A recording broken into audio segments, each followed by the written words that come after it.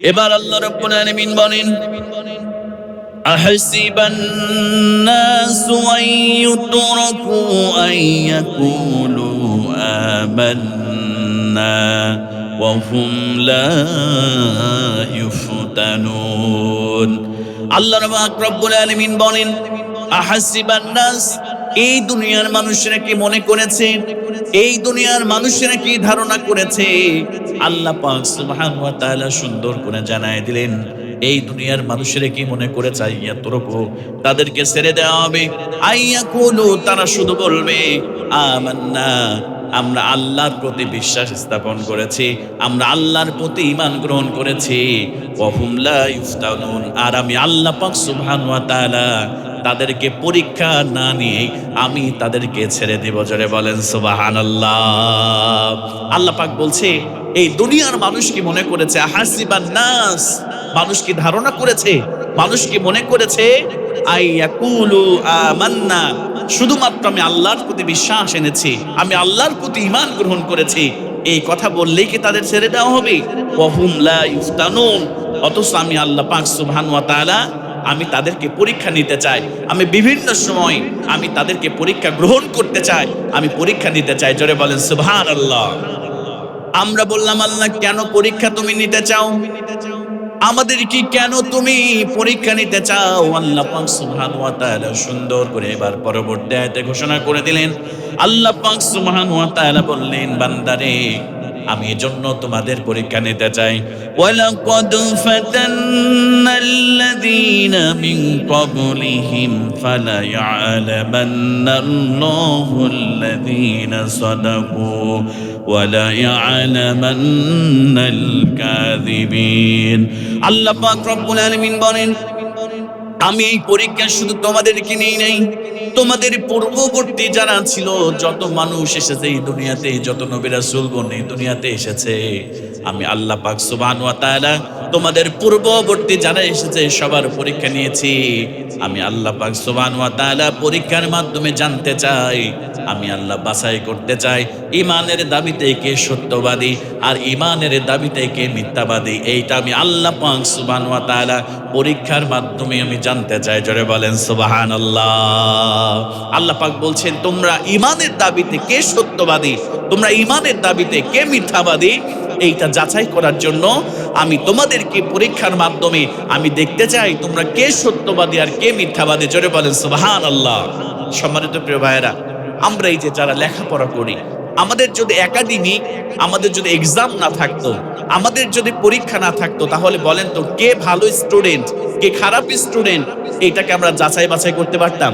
বলেন না, যাচাই বাছাই করা যেত কে ভালো কে খারাপ। যদি পরীক্ষা না থাকতো, প্রথম সাময়িক, দ্বিতীয় সাময়িক, তৃতীয় সাময়িক, এই পরীক্ষাগুলো না থাকলে আমরা কখনোই বুঝতে পারতাম না কোন স্টুডেন্টটা ভালো আর কোন স্টুডেন্টটা খারাপ। এজন্য আল্লাহ পাক সুবহানাহু ওয়া তাআলা তিনি পরীক্ষা করতে চান বিভিন্ন সময় বিভিন্ন বিষয় দ্বারা, যাতে করে আল্লাহ পাক সুবহানাহু ওয়া তাআলা তিনি বুঝতে পারেন যে আমার কোন বান্দা ঈমানের দাবিতে সত্যবাদী, আমার কোন বান্দা ঈমানের দাবিতে মিথ্যাবাদী। আল্লাহ পাক এইটা পরীক্ষা করে আমাদেরকে দেখতে চান। জোরে বলেন আল্লাহু আকবার। আল্লাহ পাক সুবহানাহু ওয়া তাআলা বলেন, وَلَنَبْلُوَنَّكُمْ بِشَيْءٍ مِّنَ الْخَوْفِ وَالْجُوعِ وَنَقْصٍ مِّنَ الْأَمْوَالِ وَالْأَنفُسِ وَالثَّمَرَاتِ। আল্লাহ পাক রব্বুল আলামিন বললেন, আমি বিভিন্ন জিনিস দিয়ে তোমাদেরকে পরীক্ষা করতে চাই। وَلَنَبْلُوَنَّكُمْ بِشَيْءٍ مِّنَ الْخَوْفِ وَالْجُوعِ وَنَقْصٍ مِّنَ الْأَمْوَالِ وَالْأَنفُسِ وَالثَّمَرَاتِ। আল্লাহ পাক সুবহানাহু ওয়া তাআলা বললেন, আমি তোমাদেরকে ভয় দ্বারা পরীক্ষা করতে চাই, আমি তোমাদেরকে ক্ষুধা দ্বারা পরীক্ষা করতে চাই, আমি আল্লাহ পাক সুবহানাহু ওয়া তাআলা তোমাদের জীবনের মাধ্যমে পরীক্ষা করতে চাই, আমি আল্লাহ পাক সুবহানাহু ওয়া তাআলা তোমাদের ফসলাদের ক্ষতির মাধ্যমে, ব্যবসায় ক্ষতির মাধ্যমে আমি আল্লাহ পাক সুবহানাহু ওয়া তাআলা তোমাদেরকে পরীক্ষা করতে চাই। জোরে বলেন সুবহানাল্লাহ। আল্লাহ পাক আমাদের ভয় দিয়ে, আমাদের ক্ষুধা দিয়ে, আমাদের ব্যবসায় লসের মাধ্যমে, আমাদের ফসলাদের ক্ষতির মাধ্যমে মাধ্যমে আল্লাহ পাক সুবহানাহু ওয়া তাআলা আমাদের জীবনের মাধ্যমে আল্লাহ পাক আমাদেরকে পরীক্ষা করতে চান। আল্লাহ পাক পরীক্ষা করে দেখতে চান যে তোমরা কতটুকুন ঈমানের দাবিতে তোমরা সত্যবাদী, তোমরা ঈমানের দাবিতে কতটুকুন মিথ্যাবাদী। আল্লাহ পাক সুবহানাহু ওয়া তাআলা এইটাই আমাদেরকে পরীক্ষা করে দেখতে চান। সুবহানাল্লাহ। এই পরীক্ষাতে যারা উত্তীর্ণ হবে, এই পরীক্ষাতে যারা পাশ করবে, আল্লাহ পাক সুবহানাহু ওয়া তাআলা তাদেরকে জান্নাত দিয়ে আল্লাহ পাক রব্বুল আলামিন ধন্য করে দেবেন। সুবহানাল্লাহ। সম্মানিত প্রিয় ভাইরা, আমাদের উপরে কি নির্যাতন, আমাদের উপরে কি নিপীড়ন এসেছে, তার থেকে সাহাবায়ে কেরাম রাদিয়াল্লাহু তাআলা আনহুদের উপরে বেশি নির্যাতন এসেছে, বেশি নিপীড়ন এসেছে। তাদেরকে কষ্ট দেওয়া হয়েছে, আগুন প্রজ্বলিত করে আগুনের উপরে তাকে ফেলে দেওয়া হয়েছে, গলার সঙ্গে রশি বেঁধে তাকে টানা হয়েছে, এমনকি গোশতগুলো হাড্ডি থেকে আলাদা করে লোহার চিরুনি দ্বারা আলাদা করে করে পূর্ববর্তী যারা ঈমানদার ছিল, যারা ঈমান এনেছিল, তাদেরকে এমন ভাবে কষ্ট দেওয়া হয়েছে, জোরে বলেন নাউযুবিল্লাহ। তার মানে আমরা, আল্লাহ রাসূল সাল্লাল্লাহু আলাইহি ওয়াসাল্লাম বলেন, যার ঈমানের পাওয়ার যত বেশি, সব থেকে পরীক্ষা করা হয়েছে নবী রাসূলদেরকে। কাদের পরীক্ষা করা হয়েছে? নবী রাসূলদেরকে সব থেকে বেশি পরীক্ষা করা হয়েছে। এরপরে যাদের ঈমান সব থেকে বেশি মজবুত, তাদের উপরে পরীক্ষাও বেশি আসবে। অনেকেই নামাজ পড়ে, রোজা করে, কোরআন পড়ে, যাকাত দেয়, হজ করে, তারপরে তার বিপদ আপদ লেগেই থাকে। অনেক মানুষ আমরা বিচলিত হয়ে যায়, আমরা মনে মনে চিন্তা করি, আল্লাহ, এত নামাজ পড়ি, এত তাহাজ্জুদ পড়ি, এত কোরআন পড়ি, এত তোমার হুকুম আহকামগুলো পালন করি, তারপরে বিপদ আপদগুলো কেন আমার পিছু ছুটে না? আপনি ধরে নেবেন আপনার ঈমানের মজবুতটা বেশি, আপনি ঈমানটা মজবুত হওয়ার কারণেই আল্লাহ পাক আপনার পরীক্ষাটাও আল্লাহ পাক বেশি নেবেন। জোরে বলেন সুবহানাল্লাহ। কিন্তু যারা ঈমানের উপরে টিকে থাকতে পারবে, হাজারো পরীক্ষার পরে, হাজারো পরীক্ষা আল্লাহ পাক নেওয়ার পরে যারা ঈমানের উপরে টিকে থাকতে পারবে, তারাই হচ্ছে সফলতা অর্জন করবে, দুনিয়াতে সফল হবে এবং পরকালে আল্লাহ জান্নাত দিয়ে তাকে মহা সফলতা আল্লাহ দান করবে। জোরে বলেন সুবহানাল্লাহ। আমার মুসলমান ভাইয়েরা, বিশ্ব নবী সাল্লাল্লাহু আলাইহি ওয়াসাল্লাম ভালো করে লক্ষ্য করেন পূর্ববর্তীর উপরে কেমন নির্যাতন করা হয়েছে, কেমন নিপীড়ন করা হয়েছে। আল্লাহর নবীজি বিশ্ব নবী সাল্লাল্লাহু আলাইহি ওয়াসাল্লাম একদিন তিনি কাবার চত্বরে বসে আছেন। আল্লাহর নবীজির প্রচন্ড মন খারাপ, চারিদিকে সাহাবায়ে কেরামদের উপরে নির্যাতন করা হয়, হযরতে বেলালকে ধরে নির্যাতন করা হয়, হযরতে খাব্বাব খুবাইবকে নির্যাতন করা হয়, আম্মার ইয়াসারকে নির্যাতন করা হয়।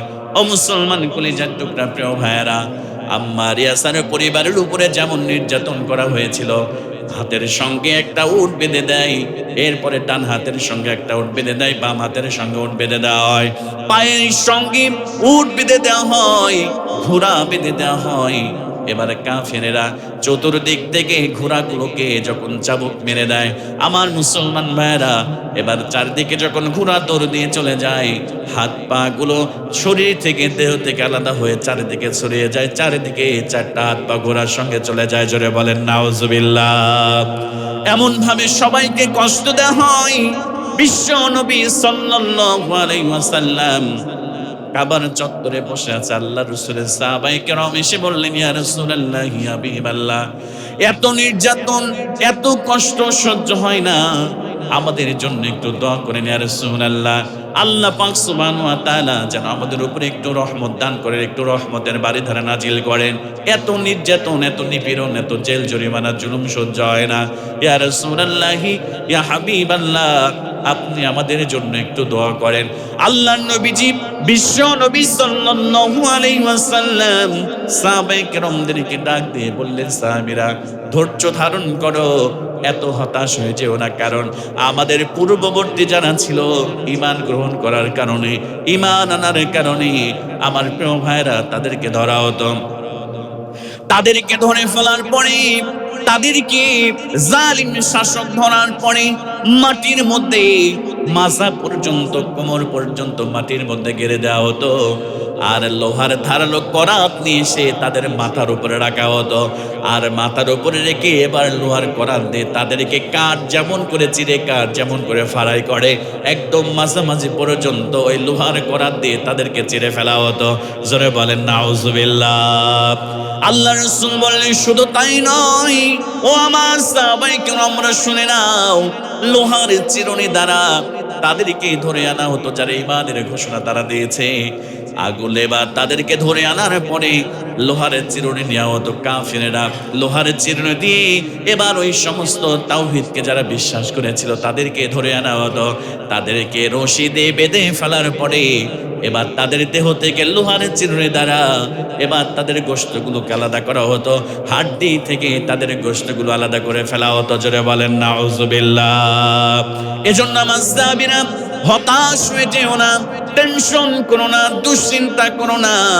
অচিরে এমন একটা সময় আসবে আল্লাহ পাক সুবহানাহু ওয়া তাআলা আমাদের বিজয় দান করবে। তোমরা বেশি চিন্তা করো না, তোমরা বেশি টেনশন করো না। আল্লাহ পাক সুবহানাহু ওয়া তাআলা পরীক্ষা গ্রহণের মাধ্যমে জানতে চায় আমাদের ঈমানের দাবিতে আমরা কতটুকু সত্যবাদী আর কতটুকু মিথ্যাবাদী। এইটা আল্লাহ পাক সুবহানাহু ওয়া তাআলা আমাদের থেকে জানতে চান। জোরে বলেন সুবহানাল্লাহ।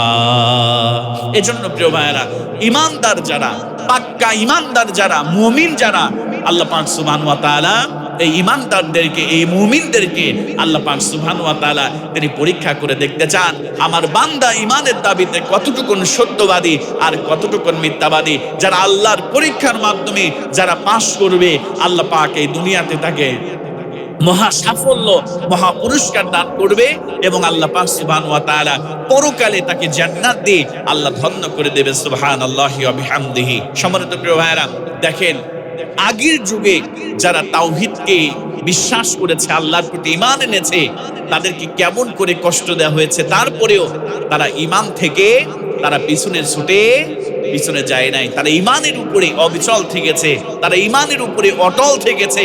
ঈমান থেকে বিন্দু পরিমাণ তারা পিছনে যায় নাই। সুবহানাল্লাহ। ফেরাউনের নাম শুনেছেন আপনারা? বলেন না, ফেরাউনের নাম শুনেছেন? ফেরাউন সব থেকে বড় সন্ত্রাস ছিল, সব থেকে বড় ডাকাত ছিল এই পৃথিবীর মধ্যে।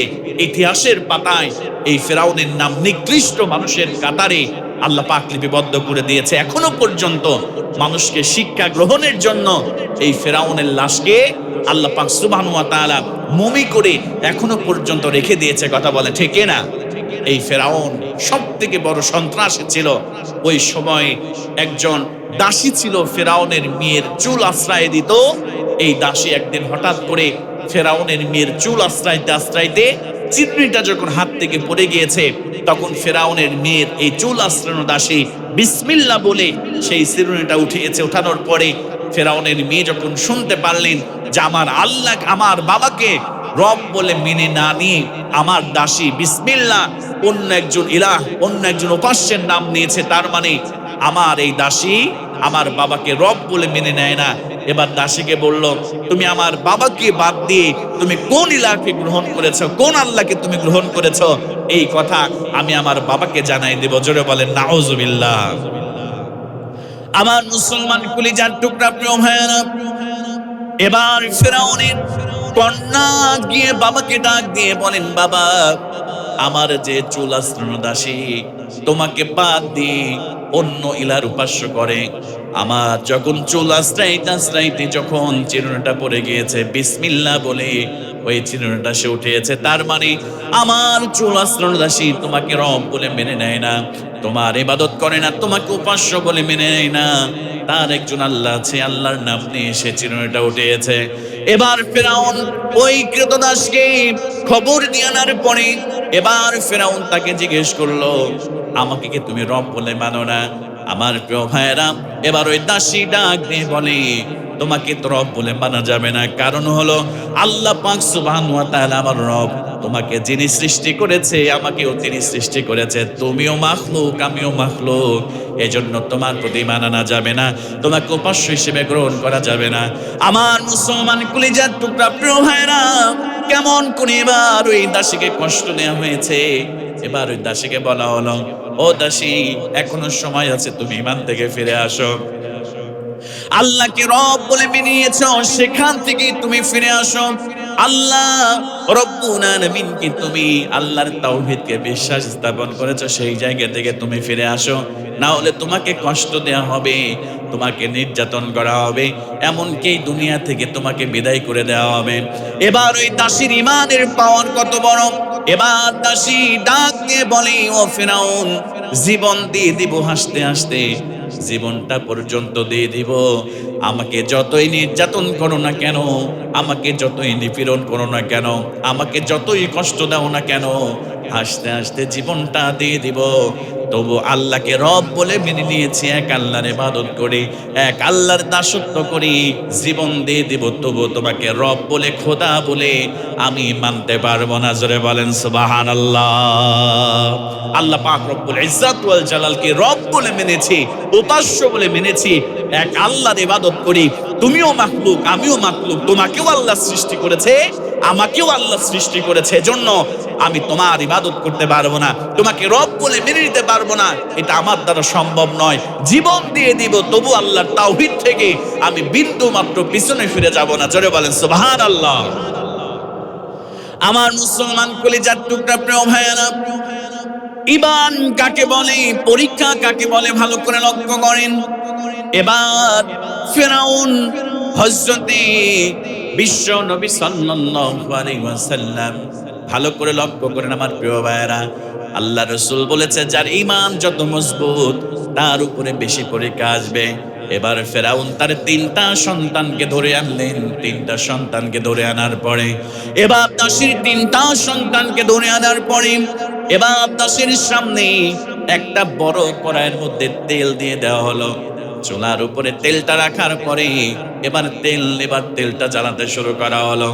যখন তেলটা টকবক টকবক করে ফুটতেছে, ভালো করে লক্ষ্য করেন আমার প্রিয় ভাইয়েরা, কেমন ঈমান ছিল ওই কৃতদাসীর, কেমন ঈমান ছিল একটু ভালো করে লক্ষ্য করেন। এবার যখন তেলটা টকবক টকবক করে ফুটে, তখন এবার ওই দাসীর বড় ছেলেটাকে তেলের উপরে ধরে এবার বলে, ও দাসী, এখনো সময় আছে, ঈমান থেকে ফিরে যাও, আল্লাহর তাওহীদ থেকে ফিরে যাও, না হলে তোমার এই সন্তানকে এই উত্তপ্ত তেলের মধ্যে, টকবকে তেলের মধ্যে ছেড়ে দেওয়া হবে। এবার দাসী বলে, আমার সন্তানকে তোমরা হত্যা করে ফেলো, আমার সন্তানকে তেলের মধ্যে চুবায় দাও, তেলের মধ্যে ফিরে দাও। আমি যে আল্লাহর প্রতি ঈমান গ্রহণ করেছি, এক আল্লাহর দাসত্ব আমি করি, আমাকে ঈমান থেকে দূরে সরাতে পারবে না। যখন দাসী এই কথাটি বলল, সঙ্গে সঙ্গে বড় সন্তানকে উত্তপ্ত তেলের মধ্যে এবার ফিরাউন ছেড়ে দিল। জোরে বলেন নাউজুবিল্লাহ। মায়ের সামনে বড় সন্তানকে যখন তেলের মধ্যে ছেড়ে দেওয়া হলো, আমার প্রিয় ভাইরা, এত কষ্টের সন্তান, সন্তানের যদি একটু জ্বর আসে, মায়ের সহ্য হয় না, বাবার সহ্য হয় না, রাত জেগে জেগে সন্তানের সেবা করে, মায়ের চোখে ঘুম নাই, মা খেতে পারে না, আর চোখের সামনে উত্তপ্ত টকবকে তেলের মধ্যে সন্তানকে ছেড়ে দেওয়া হয়েছে। ঈমানটা কত মজবুত, মা তাকায় তাকায় দেখতেছে আমার সন্তান তেলের মধ্যে ফ্রাই হয়ে যায়। এবার ফিরাউন 2 নাম্বার সন্তানকে এবার ধরে আনলো আমার প্রিয় ভাইয়েরা। এবার ডাক দিয়ে বলে, ও দাসী, এখনো সময় আছে, এখন ঈমান থেকে ফিরে যাও, আল্লাহর তাওহীদ থেকে ফিরে যাও, না হলে প্রথম সন্তানকে যেমন করে তেলের মধ্যে ছেড়ে দিয়েছি, তোমার 2 নম্বরের সন্তানকে একইভাবে তেলের মধ্যে ছেড়ে দেওয়া হবে। এবার ফিরাউন সন্তানকে নিয়ে আসলেন, 2 নম্বর সন্তান। এবার দাসীকে যখন বলল, দাসী বলল, না না না, আমি আল্লাহর প্রতি ঈমান এনেছি, আমার সন্তানকে তোমরা হত্যা করে ফেলো, তেলের মধ্যে দিয়ে ফ্রাই করে ফেলো, ভেজে ফেলো।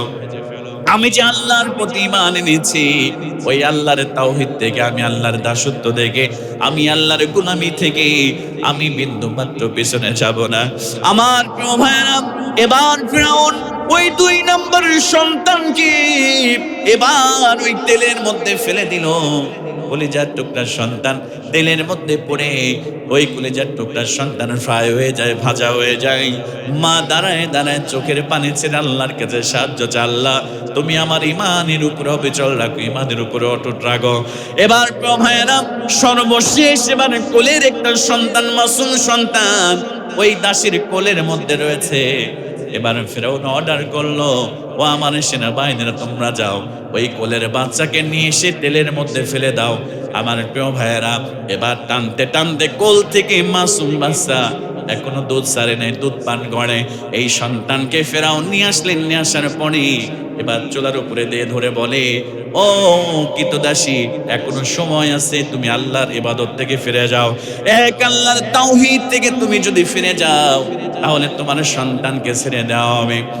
আর যদি তুমি না ফিরে যাও, তোমার এই সন্তানকেও তেলের মধ্যে দিয়ে ভেজে ফেলা হবে, তেলের মধ্যে পুরে ডুবে দেওয়া হবে। এবার ফেরাউনের ওই দাসী একটু কেমন যেন অন্তরের মধ্যে একটু দরদ সন্তানের প্রতি কাজ করেছে। এবার সন্তান ডাক দিয়ে বলে, ওই মাসুম বাচ্চা ডাক দিয়ে বলে, মা তুমি ঈমান হারিও না, ঈমান হারা হইও না। আমাকে তেলের মধ্যে দেওয়ার সঙ্গে সঙ্গে আমি জান্নাতের সুঘ্রাণ পাচ্ছি। আর তুমি যদি ঈমানের পরীক্ষায় উত্তীর্ণ হতে পারো, আল্লাহ পাক সুবহানাহু ওয়া তাআলা তোমার এই দুনিয়ার জীবন শেষ হয়ে যাওয়ার সঙ্গে সঙ্গে আল্লাহ তোমাকে জান্নাত দিয়ে ধন্য করে দিবে। জোরে বলেন সুবহানাল্লাহ। আমার প্রিয় ভাইয়েরা, এইটাকে বলে ঈমান। এজন্য আল্লাহ পাক সুবহানাহু ওয়া তাআলা স্মরণ করে দিলেন, বান্দারে এই দুনিয়াতে এসেছো, আমি আল্লাহ তোমাকে এত নিয়ামত দিয়েছি, আমি আল্লাহর তাওহীদকে মেনে নাও, ঈমানের উপর অবিচল থাকো, অটুট থাকো। আমি আল্লাহ পাক সুবহানাহু ওয়া তাআলা বিভিন্ন সময় তোমাদেরকে আমি আল্লাহ বিভিন্ন ভাবে পরীক্ষা নিতে চাই। জোরে বলেন সুবহানাল্লাহ।